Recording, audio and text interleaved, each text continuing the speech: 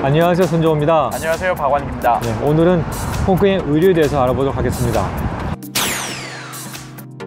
박 변호사님, 홍콩의 병원 시스템을 좀 궁금해요. 어떻게 하고 있는지. 우리나라랑 비슷해요. 우리나라도 투트랙으로 민간 의료 시설들 또 공공 의료 시설들로 나뉘잖아요. 그렇죠. 근데 홍콩도 마찬가지예요. 공공병원, 정부병원이라고도 하죠. 그렇죠, 정부병원. 네, 네. 그리고 사립병원. 네, 맞습니다. 그렇게 두 개로 나눠집니다. 네. 나눠지는데 금액 차가 나잖아요. 금액 차이가 어마어마하죠. 옥토퍼스로 계산을 할 수 있냐, 네. 아니면 크레딧 카드로 계산을 해야 되냐, 로 나눠지죠. 맞습니다. 이게 참 적절한 표현 같아요. 근데 너무 그 응급실 999 이런 차량을 막 이용하는 거예요. 너무 많이 이용하는 거예요. 네. 그래서 최소한 그 어떤 행정비용을 받자 해가지고 100불씩 받았어요. 근데 이 물가 상승률에 못 따라가니까 올해 6월 달부터 180불로 올렸어요. 그래도 싸다. 그래도 싸죠. 네. 이게 999 응급차 이용료로 생각하시면 좀 비싸게 하겠지만요, 실제로 엑스레이 촬영, 무슨 검사 돈을 안 받더라고요. 와, 그러면 진짜로 좋은 시스템. 정말 괜찮은 거죠. 네. 제가 아들 둘인데 평범한 아이들이 아닙니다. 그래서 5번 실려 갔었어요. 근데 그때마다 다 그때는 100불이었거든요 다 100달러씩만 내고 나왔던 기억이 나요. 5번이나 응급실에 실려갔다고 말씀하셨는데, 네. 한 번은 올라가지 마라 했던 그 담벼락에 올라가서 떨어졌어요. 결국은 담벼락이 높았어요? 한 2m 정도 됐겠죠. 뭐 아주 떨어졌는데, 떨어질 때 이 난간에 부딪혀서 떨어진 거예요. 아이고. 그래서 갈비뼈가 좀 영향이 있지 않을까, 그런 상태로 999를 불러서 간 겁니다. 거기서 네. 999를 부르면은 네. 얼마 만에 오나요? 10분 안에 언제쯤 온다고 연락이 오고, 네. 그 차가 와서 우리 아이를 먼저 보고 난 다음에 병원에 병실이 있는지 상태가 어떤지 얼마나 기다리는지 확인을 해줘요. 병원에 선택할 수가 있어요. 아, 병원도 선택을 할 수가 있어요? 네. 실제로 이제 신고를 하고 30분 안에 도착했던 것 같아요. 오. 네, 30분 안에 도착하고, 거기서 그때 그 당시는 이제 100불이었거든요 100불 접수를 하고. 잠깐, 여기서 네, 접수를 할 때 뭐가 필요하죠? 아이디 카드 하나만 있으면 돼요. 홍콩 아이디 카드? 네네. 아, 그것만 있으면 돼요? 네네. 뭐 아이디 카드 없으신 분은 여권으로 하시면 되긴 하지만, 아이디 카드가 있게 되면 거의 다 비용이 무료이기 때문에 아이디 카드를 꼭 가져가셔야 됩니다. 접수를 하고 이제 앉아있게 되면요, 거기에 계시는 간호사분이 그 환자의 상태를 진단을 일단 먼저 해요. 그 심각성을. 그래서 이 사람은 이머전시다, 아니면 중간쯤이다, 아니면 이 사람은 좀 기다려야 된다, 이렇게 한 3등급 정도 나눠져요. 이머전시 쪽으로 가게 되면은 한 30분 정도면은 의사를 만날 수가 있게 되고, 그 중간 분들은 1시간에서 2시간 그 사이를 기다리시게 되고, 걸어서 들어오신 분들은 3시간 정도 기다리셔야 돼요. 누워서 들어가야 되겠네요. 네. 근데 아이들은 많이 좀 봐줍니다. 아이들이 아플 때는 일단 거의 첫 번째로 해줍니다. 그 저희 아이도 가니까 울지 않고 그냥 잘 있는 거예요. 네. 좀 울었어야 되는데. 그냥 가만히 있게 되게 되면 최소한 1시간 반, 2시간은 있을 것 같더라고요. 네. 그래서 제가 간호사한테 우리 아이가 지금 이 뼈가 다친 것 같다, 좀 봐줄 수 있겠냐. 제가 한 2번 정도를 정중하게 이제 부탁했습니다. 그랬더니 다시 좀 빠르게 해주시더라고요. 1시간 안에 그걸 다 했어요. 오. 되게 놀랬죠. 효율적인데요? 그냥 정상적으로 병원에서 하게 되면 그 비용이나 절차나 이것이 상당히 길고, 그렇죠. 쉽지 않은데요, 이 아이들이라든지 응급 형태라고 이제 판단이 되게 되면 그렇게 잘해주더라고요. 그래서 다행히 다음날 퇴원을 하게 됐는데. 그러면 입원도 했던 거예요? 제가 볼 때는 입원까지 필요가 없는데, 네. 혹시 모르니까 입원하라는 거예요. 그 다음날 퇴원할 때 150불 냈습니다. 만약에 일주일 계셨다 하더라도 1000불이 안 나올 겁니다. 야, 홍콩도 의료 복지가 괜찮은데요? 저희 둘째 아들이 네. 밤에 고열이 나가지고 열경련을 일으키니까 열경련. 네, 네. 깜짝 놀래가지고 열이 41.5도까지 올라갔거든요. 네. 그래서 그때는 생각할 수 있었던 게 별로 없어요. 빨리 병원을 데리고 가야 되겠다. 그리고 공공병원은 기다려야 되니까 일단은 사립병원으로 가자. 그래서 아이를 안고 택시 타고 병원에 갔죠. 근데 의사 선생님 오시는데 시간이 좀 걸리더라고요. 그러니까 당직 의사가 없으니까 한 1시간 반 정도 기다리고 네. 여러 가지 체크 한번 해보자 네. 해서 그날 각종 테스트를 다 했죠. 하루 종일. 그러고 나서 어떻게 될지 모르니까 그날 밤은 입원을 해가지고 네네. 그 다음날 나가라고 해서 그 다음날 나오는데 네. 사실 좀 걱정이 됐어요. 네. 이게 사립병원인데 보험도 안 되는 상태에서 네. 비용이 얼마나 나올까 그리고 걱정이 되면서 네. 비를 딱 봤는데 28,000불 28,000불 28,000불 지금은 웃지만 웃는 게 아니었어요. 28,000불 네. 근데 그 치료나 이런 건 잘 됐어요? 뭐 특별한 치료 받았어요? 뭐 각종 다양한 테스트를 했죠. 네. 네. 근데 아이는 괜찮았어요. 그 다행이다. 근데 정말 아이가 아플 땐 정신이 없기 때문에 판단이 제대로 설 수가 없을 것 같아요. 네. 우리 둘째도 한번 비슷한 적 있어요. 한번 고열이 있어가지고 네. 의식이 없는 거예요. 눈이 약간 풀린 상태로 네. 이렇게 불러도 대답을 못하는 그런 때가 있었어요. 네. 한 3살, 4살 무렵에. 네. 너무 당황스러워서 또 999를 불렀죠. 네. 또 병원에 가서 진찰을 하고 뭐 이것저것 다 테스트하고 나왔는데 다행히 그날 밤늦게 퇴원을 했어요. 100불 냈죠. 미안합니다. 지금 아픈 부분에 내가 틀은 것 같아요. 그렇습니다. 근데 공공병원은 응급 상황일 때는 좋은데 네. 사용하기 좋은데 평상시에 네. 조금 편안하게 네.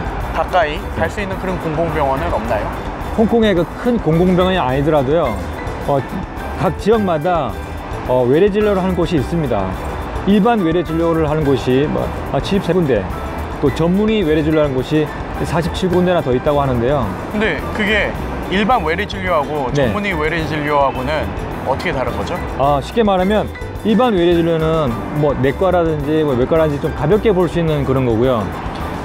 전문의 외래 진료는 뭐 이비인후과라든지 뭐 산부인과라든지 뭐 또 신경이라든지 이런 좀 약간 좀 더 깊이 들어야 될 그런 전문의가 필요할 때 일반 외래 진료에 먼저 가서 진료를 받아보시고 전문의를 만나봐야겠다 라는 그 추천서라든지 소견서를 받아야만 전문의를 만날 수 있다고 합니다. 근데 병원 진료 중에 제일 사실 비싼 게 치과 아닐까요? 너무 비싸요. 그죠? 네. 그 홍콩도 비싸고 한국도 비싸고 맞습니다. 다 비싼 것 같은데. 네. 근데 한국은 약간 의료보험이 되는 부분도 있고 안 되는 부분이 있지만 되는 부분이 있으니까 한국이 좀 마음 편한 것 같아요.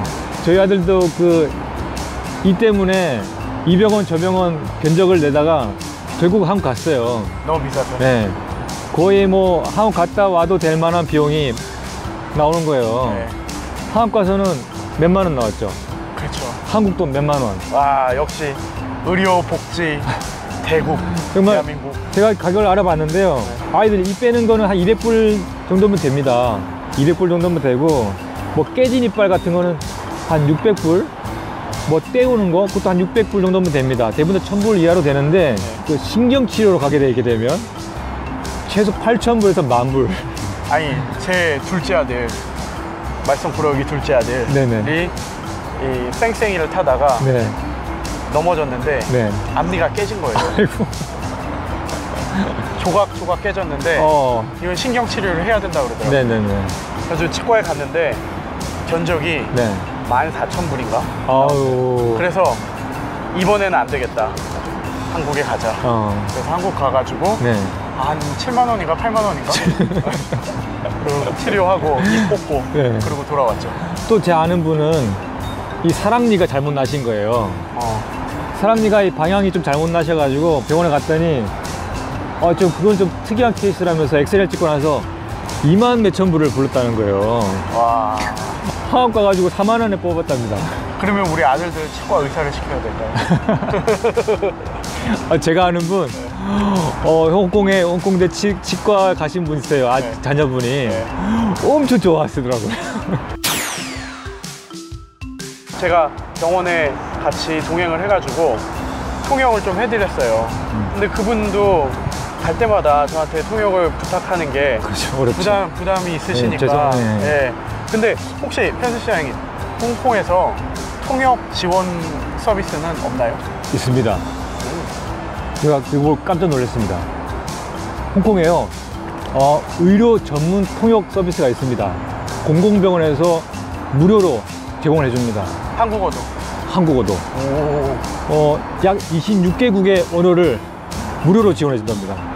홍콩 정부 대단한 것 같아요. 대단하죠. 통역이 필요하다고 말만 해도 거기서 딱 판단해서 불러준답니다. 근데 그 통역하시는 분들이 수가 많지는 않을 것 같은데. 지금 딱 2명 있답니다. 아. 시험을 쳐야 되고 의료 공부를 해야 돼요. 그냥 일반 동시 통역이 아니라 의학 용어를 알아야 되기 때문에 예. 그 병의 진단과 병명과 신체 구조, 이런 장기 구조를 다 아는 그런 시험을 쳐야 된다고 합니다. 병원에서 동시통역사한테 연락을 하게 되면요, 급할 경우는 1시간 안에 온답니다. 그래서 1시간 안에 온다는 말은 1시간 지나서 거의 진료를 볼 수 있다는 소리거든요. 그러면은 더 빨리 의사를 만날 수도 있다는 소리예요. 아, 그렇겠네요. 네. 통역사가 왔기 때문에 통역사한테 그 지불하는 비용을 줄이기 위해서라도 빨리 진행이 된다고 합니다. 그러면 어떨 때는 통역을 요청을 하는 게 좋겠네요. 진짜. 또 하나 더 좋은 거는 통역사가 옆에 있게 되면 3자가 같이 봐주는 거잖아요. 그렇죠. 혼자서 의사를 만날 때보다 좀 더 객관적으로 상황이 진행이 더 되기 때문에 의사들도 되게 잘해준답니다. 그 환자 입장에서는 마음도 편해지고, 그렇죠. 말도 다 들을 수 있고, 또 그 다음에 다른 분이 같이 보호자처럼 와서 앉아 있는 거기 때문에 네. 상당히 심적으로 안정감을 누릴 수 있다고 합니다. 아, 이거 완전히 좋은 팁인데요. 네. 그래서 가장 많이 이용하시는 부분이 산부인과. 아이 임신을 하게 되면 한 달에 한 번씩 검사를 하게 되고요. 또 거의 이제 출산 기간이 다가오면 2주에 한 번씩 검사를 하게 되는데, 그렇죠. 그때마다 이 통역사가 같이 대동하게 되게 되면 네. 산모들이 마음을 되게 편해하죠. 홍콩에 살고 계시는 산모분들, 앞으로는 한국 통역사를 찾아주십시오. 공공병원은 누구나 다 사용할 수 있는 건가요? 네, 누구나 다 사용할 수 있습니다. 다만 비용 차이가 엄청나게 납니다. 근데 아이디 카드가 없이 여행자 신분으로 홍콩의 공공병원을 이용하시게 되면요, 응급실 비용이 1230달러. 하루에? 아니, 하루가 아니고 응급실 비용, 응급실? 입원 비용은 5100달러. 하루에? 하루에. 하루에? 네.